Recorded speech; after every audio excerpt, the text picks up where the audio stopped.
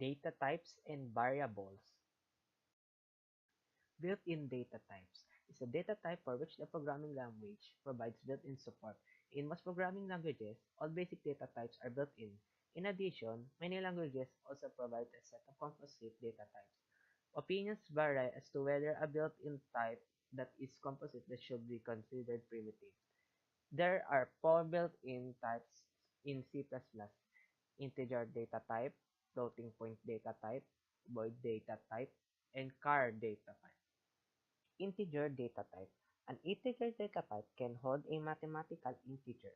Integers may be either signed, allowing negative values, or unsigned, whole numbers only.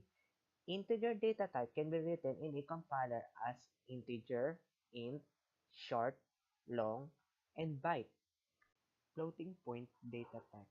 A floating point number represents a limited precision rational number that may have a fractional part. These numbers are stored internally in a format equivalent to scientific notation, typically in binary but sometimes in decimal. Floating point data type can be written in a compiler as float, double, real, double precision. Void data type. A function with void results type ends either by reaching the end of the function or by executing a return statement with no return value. The void type may also appear as the sole argument of a function prototype to indicate that the function takes no arguments. It's only written as the word itself, void.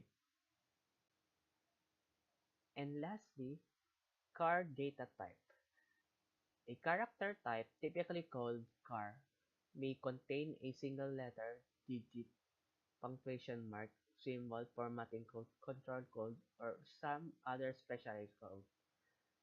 The term character type is normally used even for types whose values more precisely represent code units.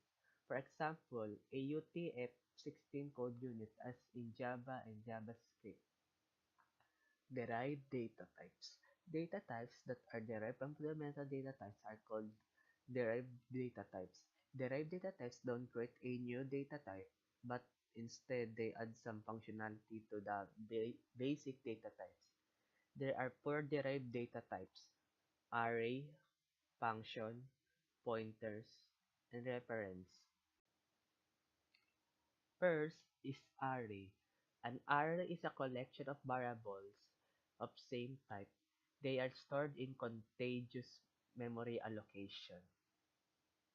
Example. The second one is function. A function type describes a function with specified return type. A function type is characterized by its return type and the number and types of its parameters. Example. The third one is pointers.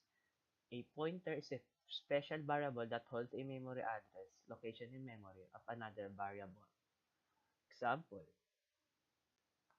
And lastly is reference. Simply, is a data type that refers to an object in memory. User-defined data types allows you to define data types that model the structure and behavior of the data in their applications. User-defined data types use the built-in data types and other user-defined data types as the building blocks for data types that model the structure and behavior of data in applications. There are four user-defined data types in C++: structure, union, class, and enumerator. First is structure. A structure type describes a sequentially allocated non-empty set of member objects, and in certain circumstances, an incomplete array, each of which has an optionally specified name and possibly distinct type. Example.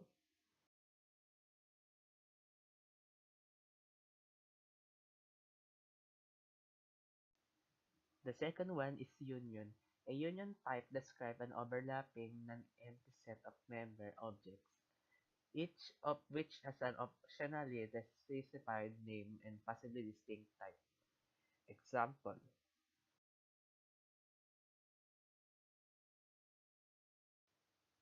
The third one is class.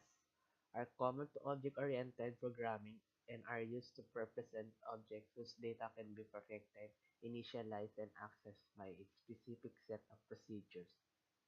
Example.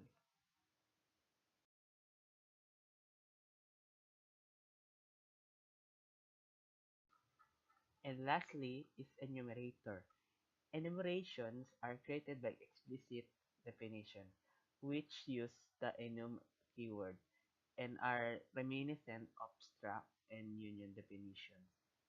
Example.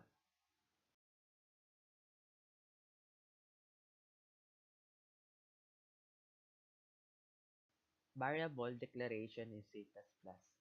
All the variables that a program is going to use must be declared prior to use. The syntax would be data type space variable name semicolon. Example. Declaration of a variable serves two purposes. It associates a type and an identifier or name with the variable. The type allows the compiler to interpret statements correctly. It allows the compiler to decide how much storage space to allocate for storage of the value associated with the identifier and to assign an address for each variable, which can be used in code generation.